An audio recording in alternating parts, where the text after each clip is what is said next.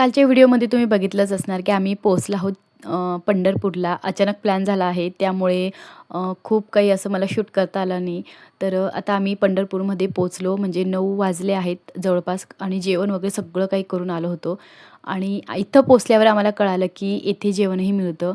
पण असो आम्हाला माहीत नव्हतं म्हणून आम्ही जेवण वगैरे बाहेरूनच करून आलो. पण इथे आतमध्ये इतकं छान आहे ना, तर खूप सुंदर आहे इथं म्हणजे राहण्याची एकदम उत्तम सोय म्हणता येईल ना, अशा प्रकारे आहे. तर या भक्तनिवासला आम्ही पोहोचलो आणि सध्या आम्ही पंढरपूरला आलो म्हणजे आषाढी एकादशीच्या आधीच आलो आहोत. त्यामुळे सध्या तरी गर्दी खूप कमी आहे आणि इथे तर मी आधी सांगितल्याप्रमाणे इथे तर म्हणजे रूम मिळतच नाही. पण आता गर्दी नसल्यामुळे आम्हाला छान अशी रूम वगैरे मिळाली आणि जेव्हा आम्ही आतमध्ये गेलो ना, खूप सुंदर असं गार्डन आहे आणि इतकं सुंदर वाटत होतं ना, मग पूर्ण आम्ही फेरफटका मारला, फोटो काढले आणि खूप छान आहे आतमध्ये. मग मस्त असे छान-छान फोटो वगैरे पण काढले. रात्रीचं खूपच सुंदर वाटत होतं. तर वेळ झाला होता म्हणून थोडंसं आम्ही म्हणजे जेवढं आम्हाला फिरता येईल तेवढं राउंड वगैरे मारलं आणि सकाळी मस्त फ्रेश झालो. पुन्हा पूर्ण राउंड मारला. सकाळीचं पण इतकं छान वाटत होतं ना, पुन्हा फोटो वगैरे शूट केले आणि मग नाश्ता केला. नाश्ता पण सकाळी खूप छान मिळतो इथं. खूपच मस्त एक नंबर नाश्ता होता. नाश्ता वगैरे केला आणि म्हटलं आता दर्शनासाठी किती वेळ वगैरे लागतो, तर काही असा अंदाज नव्हता.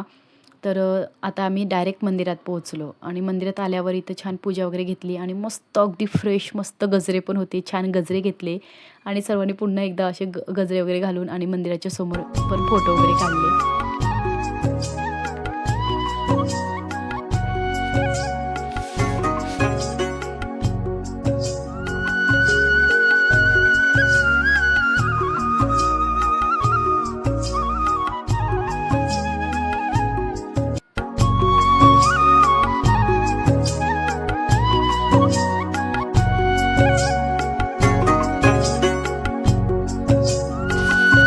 दर्शन पण खूप छान झालं. बराच वेळ लागला दर्शन झालं. कारण आता गर्दी नाही आहे त्यामुळे दर्शन वगैरे छान झालं. आणि त्यानंतर आम्ही मग आलो चंद्रभागा नदीवर. आता येथेही ना म्हणजे एवढी गर्दी नव्हती म्हणून बराच वेळ फिरता आला आम्हाला. आणि इथे आम्ही मस्त फिरलो, फोटो वगैरे काढले आणि त्यानंतर आलो होतो आम्ही ते कैकाडी महाराज मंदिरामध्ये. म्हणजे इथे खूप सुंदर देखावे आहेत. तर येथे पहिल्यांदाच आलो आम्ही.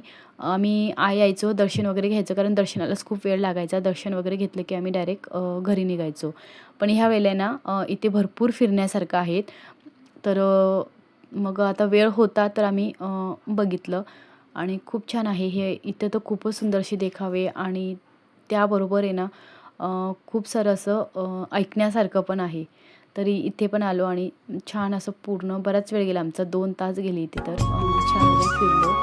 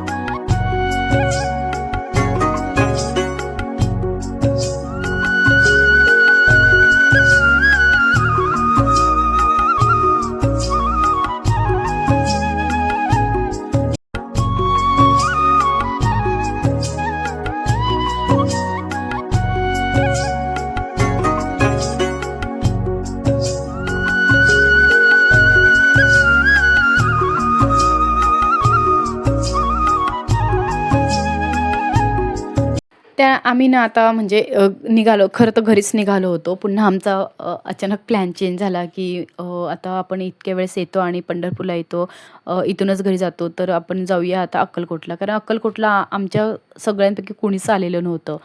बरेचदा येणं फक्त पंढरपूरपर्यंतच होतं आणि इथून मग रिटर्न जातो.